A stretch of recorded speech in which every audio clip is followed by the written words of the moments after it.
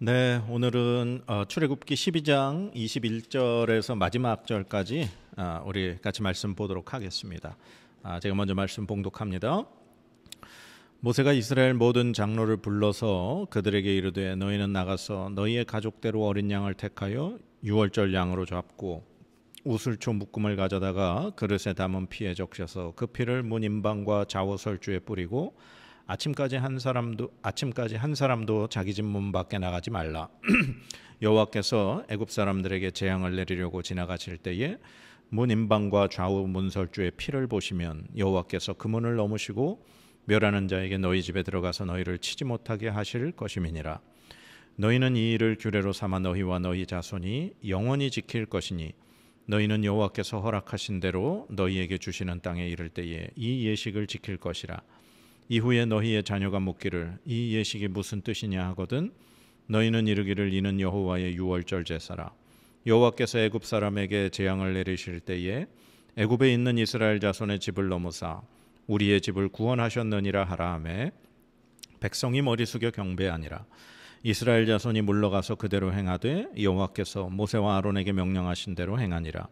밤중에 여호와께서 애굽 땅에서 모든 처음 난 것 곧 왕위에 앉은 바로의 장자로부터 옥에 갇힌 사람의 장자까지와 가축의 처음 난 것을 다 치심해 그 밤에 바로와 그 모든 신하와 모든 애굽 사람이 일어나고 애굽에 큰 부르짖음이 있었으니 이는 그 나라에 죽임을 당하지 아니한 집이 하나도 없었음이었더라. 밤에 바로가 모세와 아론을 불러서 이르되 너희와 이스라엘 자손은 일어나 내 백성 가운데에서 떠나 너희의 말대로 가서 여호와를 섬기며 너희가 말한 대로 너희 양과 너희 소도 몰아가고 나를 위하여 축복하라 하며 애굽 사람들은 말하기를 우리가 다 죽은 자가 되도다 하고 그 백성을 재촉하여 그 땅에서 속히 내보내려 하므로 그 백성이 발교되지 못한 반죽 담은 그릇을 옷에 싸서 어깨에 매니라. 이스라엘 자손이 모세의 말대로 하여 애굽 사람에게 은금 패물과 의복을 구하매 여호와께서 애굽 사람들에게 이스라엘 백성에게 은혜를 입히게 하사 그들이 구하는 대로 주게 하심으로 그들이 애굽 사람의 물품을 취하였더라. 이스라엘 자손이 람셋을 떠나서 숫곳에 이르니 유아 외에 보행하는 장정이 60만 가량이요 수많은 잡족과 양과 소와 심이 많은 가축이 그들과 함께하였으며 그들이 애굽으로부터 가지고 나온 발교되지 못한 반죽으로 무교병을 구웠으니 이는 그들이 애굽에서 쫓겨남으로 지체할 수 없었음이며 아무 양식도 준비하지 못하였음이었더라. 이스라엘 자손이 애굽에 거주한 지 430년이라. 430년이 끝나는 그날에 여호와의 군대가 다 애굽 땅에서 나왔은즉 이 밤은 그들을 애굽 땅에서 인도하여 내심으로 말미암아 여호와 앞에 지킬 것이니 이는 여호와의 밤이라. 이스라엘 자손이 다 대대로 지킬 것이니라. 여호와께서 모세와 아론에게 이르시되 유월절 규례는 이러하니라. 이방 사람은 먹지 못할 것이나 각 사람이 돈으로 산 종은 할례를 받은 후에 먹을 것이며 거류인과 타국 품꾼은 먹지 못하리라. 한 집에서 먹되 그 고기를 조금도 집 밖으로 내지 말고 뼈도 꺾지 말지며 이스라엘 회중이 다 이것을 지킬지니라. 너희와 함께 거류하는 타국인이 여호와의 유월절을 지키고자 하거든 그 모든 남자는 할례를 받은 후에야 가까이 하여 지킬지니 곧 모든 본토인과 같이 될 것이나 할례 받지 못한 자는 먹지 못할 것이니라. 본토인에게나 너희 중에 거류하는 이방인에게 이 법이 동일하니라 하셨으므로 온 이스라엘 자손이 이와 같이 행하되 여호와께서 모세와 아론에게 명령하신 대로 행하였으며 바로 그날에 여호와께서 이스라엘 자손을 그 무리대로 애굽 땅에서 인도하여 내셨더라. 아멘. 네, 오늘 출애굽기 12장 이제 21절부터의 말씀은 이제 첫 유월절이 지켜지는 그 말씀입니다. 이스라엘 백성들이 이제 모세의 말대로 유월절을 지키게 되었죠. 그리고 그날 밤에 이스라엘 백성들이 유월절을 지킨 그날 밤에 하나님께서 애굽에 재앙을 내리셨습니다. 애굽에서 태어난 모든 첫 번째 생명이 죽임을 당했죠. 그러나 하나님께서 그 지키라고 명령하신 유월절대로 그대로 지키고 그 집안에 모여 있던 이스라엘 백성에게는 그 첫째 태어난 생명의 죽음이 뛰어넘게 됐죠. 그래서 그날 밤에 온 애굽에 큰 이 죽음이 임했습니다. 그래서 결국 바로의 장자부터 모든 애굽의 생명이 죽임을 당해서 한 생명도 죽지 않은 집이 없었다. 성경은 그렇게 기록하고 있습니다. 이렇게 되어 있습니다. 30절에 그 밤에 바로와 그 모든 신하와 모든 애굽 사람이 일어나고 애굽에 큰 부르짖음이 있었으니 이는 그 나라에 죽임을 당하지 아니한 집이 하나도 없었음이었더라. 그래서 그날 밤에 바로는 모세와 아론을 불러 바로 당장 애굽에서 나가서 하나님을 섬기라고 그렇게 명령을 내립니다. 그리고 하나님께서 그 이스라엘 백성들에게 그 애굽에게 그 은혜를 구하게 하셨죠. 그래서 이스라엘 백성들이 그 주변 사람들에게 은금 패물과 의복을 구하게 되고 애굽 사람들은 그들이 달라는 대로 다 그렇게 은금 패물과 의복을 주게 됩니다. 그래서 이스라엘 백성들이 출애굽을 하게 되는데 성경에 보면 장정이 60만 명이었다. 그리고 수많은 잡족과 그 다음에 양과 소와 힘이 많은 가축들이 함께 했다. 그렇게 말하고 있습니다. 바로 이 오늘 출애굽을 하게 된 날을 성경은 이스라엘이 가족들과 함께 애굽에 거주한 지 430년이 된 날이다. 그렇게 말씀하고 있습니다. 자, 오늘 이 6월절 이 마지막 이 하나님께서 애굽에 이 펼치신 재앙으로 인해 이제 드디어 애굽에서 나오게 된 거죠. 그 재앙에서 살아남은 사람들이 누굽니까? 바로 하나님께서 모세를 통해 명령하신 그 6월절의 이 규례대로 행한 사람, 즉 양이나 염소 1년 된 이 흠없는 그 짐승을 잡아 그 짐승의 피를 집 좌우 문설주와 임방에 바르고 그리고 그 집 안에 모여서 그 잡은 고기와 쓴 나물과 무교병을 그렇게 먹은 사람들, 하나님의 말씀대로 행한 이스라엘 백성들이 죽음을 면하게 되었던 것이죠. 이 하나님의 말씀대로 행하지 않은 애굽의 모든 사람의 가족은 처음 태어난 생명이 다 죽임을 당했습니다. 그러면 애굽에서 죽임을 당한 이 사람들과 하나님께서 지켜주시고 죽음을 넘어가게 하신 이 유월을 경험하게 하신 이스라엘 백성들, 이 두 집단의 가장 큰 구별을 하는 것이 무엇입니까? 바로 피입니다. 그 하나님께서 그 죽음을 넘어가게 하신 그 집안은 문 앞에 표시가 있었죠. 6월절에 잡힌 그 1년 된 양이나 염소의 피를 바른 집, 그 집은 넘어갔죠, 죽음이. 그런데 그 집의 문에 피가 없는 집안 모두 첫 번째 태어난 것이 죽음을 당했죠. 그러니까 죽음을 경험하느냐 경험하지 않느냐의 가장 큰 구별은 그 집에 피가 발려져 있느냐 그렇지 않느냐의 차이였습니다. 그러면 피라는 게 뭡니까? 성경에서 피는, 하나님 말씀의 피는 생명이라고 말씀하고 있죠. 피는 곧 생명입니다. 그러니까 그 죽음이, 이 첫 번째 태어난 것의 죽음이 넘어가게 된 그 집에는 사람이 아닌 사람을 대신한 그 어린 양 혹은 염소, 그 유월절에 죽음을 당한 그 짐승의 피가 있었기에, 즉 짐승의 생명이 대신했기에 그 집은 그 죽음이 넘어가게 되었던 것이죠.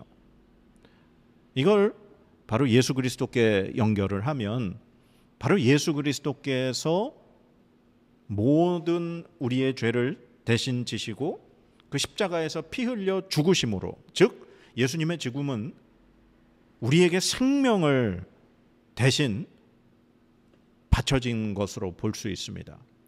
바로 그 예수 그리스도의 이 생명이 대신 희생을 당하심으로 우리가 마땅히 감당하고 죽어야 할 그 죽음에서 우리가 안전하게 보호를 받을 수 있게 된 것이죠.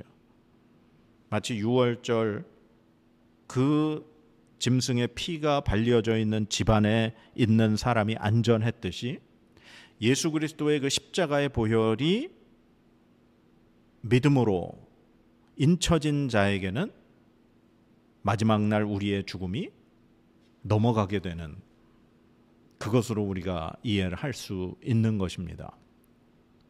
자, 그러면 오늘 이제 이 출애굽 이 사건에서 이 하나님 말씀에 보면 이 유월절을 반드시 이제 하나님께서 약속하신 그 땅에 들어가면 계속해서 그 규례를 유월절 규례를 지키라고 말씀을 하십니다.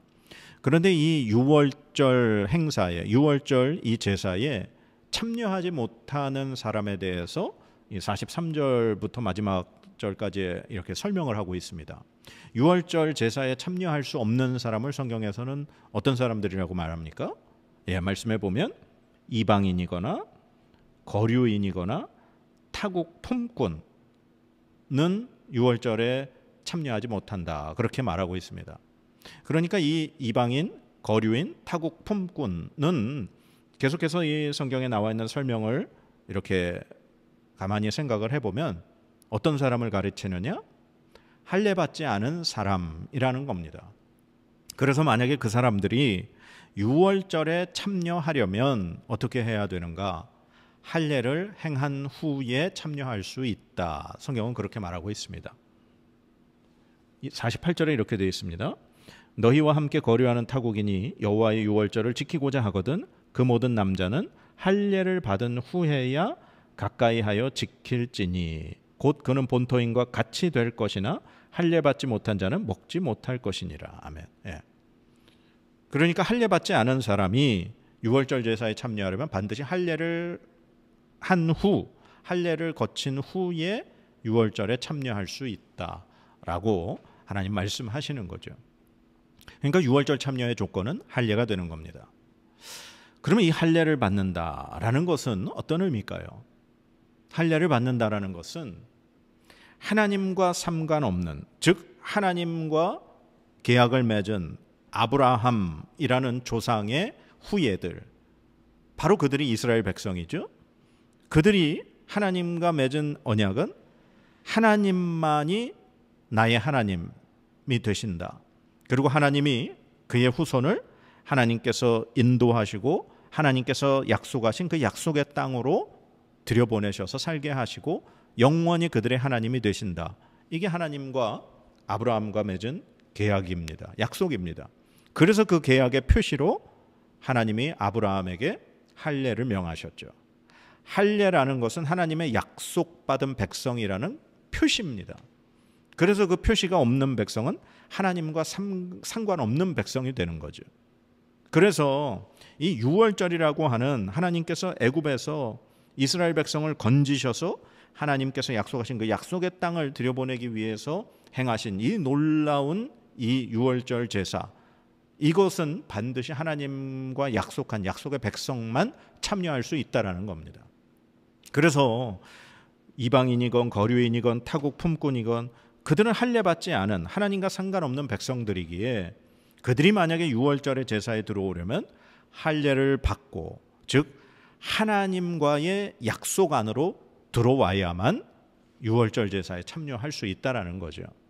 이것은 하나님만이 나의 하나님이심을 고백한다. 하나님만을 믿고 섬기는 백성이 되겠다라는 약속으로 하는 겁니다. 그렇고 나중에는 이제 출애굽을 한 이 백성들에게 하나님이 모세를 통해 율법을 주시죠. 그러니까 이 할례를 행한다는 건 하나님께서 모세를 통하여 주신 그 율법, 하나님의 말씀, 하나님의 계명을 지켜 행할 것을 약속한다라는 또한 표시가 되는 겁니다.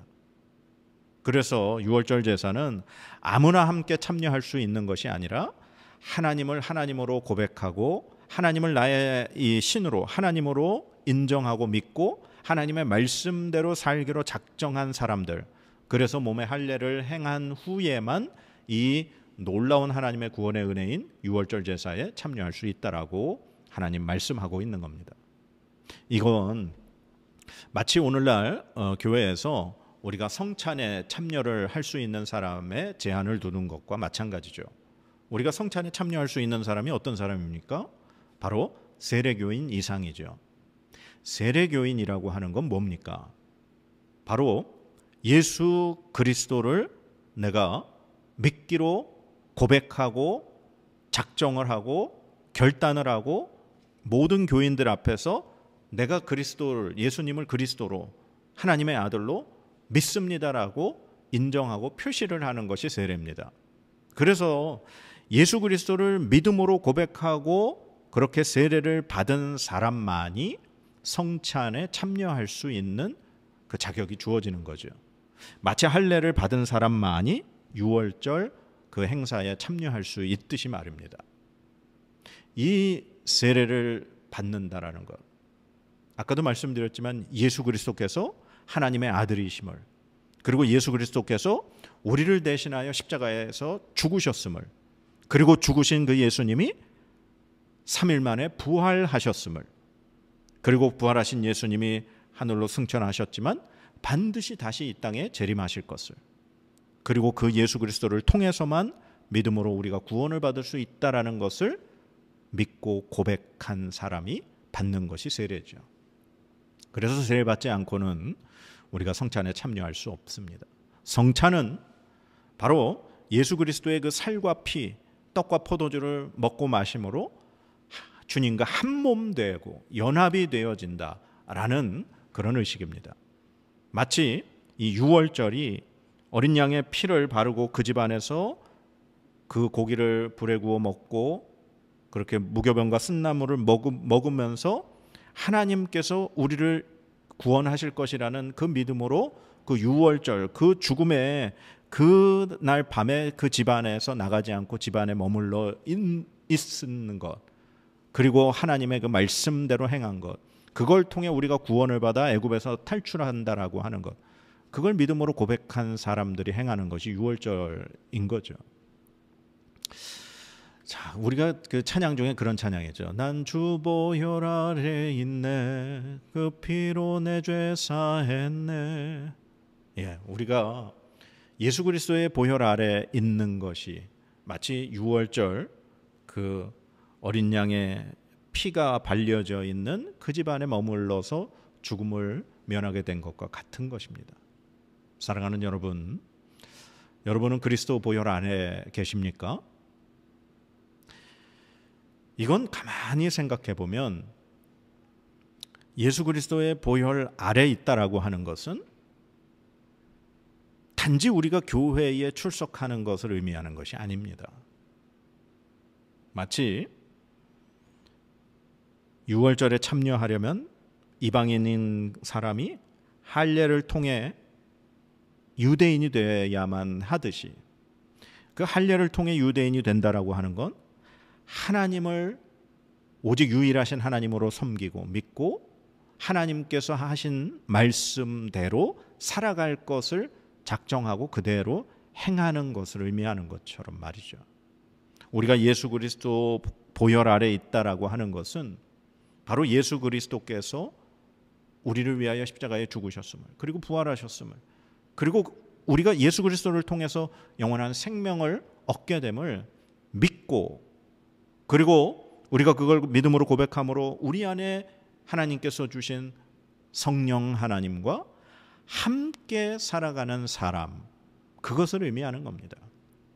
우리가 보혈 아래에 있다, 그리스도의 보혈 아래에 있다, 우리가 영원한 생명을 얻는다, 그것은 하나님과 함께 살아가는 자에게 하나님께서 베푸시는 하나님의 구원의 은혜인 줄 믿습니다. 사랑하는 여러분, 오늘 이 유월절을 통해 이스라엘 백성이 하나님의 약속을 이룸받듯이, 하나님이 약속하셨던 430년 만에 이루어지는 이 출애굽을 약속받듯이, 우리가 그리스도, 예수 그리스도의 보혈 아래에 있을 때 주님 다시 오시는 날 우리가 영원한 그 천국, 영원한 생명, 그 나라에 우리가 들어가게 될 줄 믿습니다. 이 주님의 보혈 아래 거하는 믿음으로 하나님과 함께 살아가실 수 있는 저와 여러분의 삶이 되기를 간절히 축복합니다. 기도하겠습니다. 하나님, 유월절을 통해서 이스라엘 백성은 생명을 지킬 수 있었고 애굽에서 나올 수 있었음을 감사드립니다. 하나님, 우리가 예수 그리스도의 보혈 아래 있을 때 우리가 심판을 넘어 하나님의 영원한 그 생명의 하나님의 나라에 들어가게 되는 줄 믿습니다. 하나님, 우리가 그 주님의 보혈을 믿음으로 예수 그리스도의 보혈이 우리에게 인쳐짐으로 우리에게 주시는 그 영원한 생명을 소유할 수 있음을 믿습니다. 하나님, 이 믿음 우리가 변치 않고 주님 날아가는 순간까지 이 믿음 잘 지켜낼 수 있도록 성령 하나님 우리 안에 거하여 주시고 우리를 붙들어 주시고 우리를 인도하여 주시옵소서. 우리의 삶을 날마다 이끄시는 그 하나님 앞에 감사와 영광을 올려드리며 예수 그리스도의 이름으로 간절히 기도드립니다. 아멘.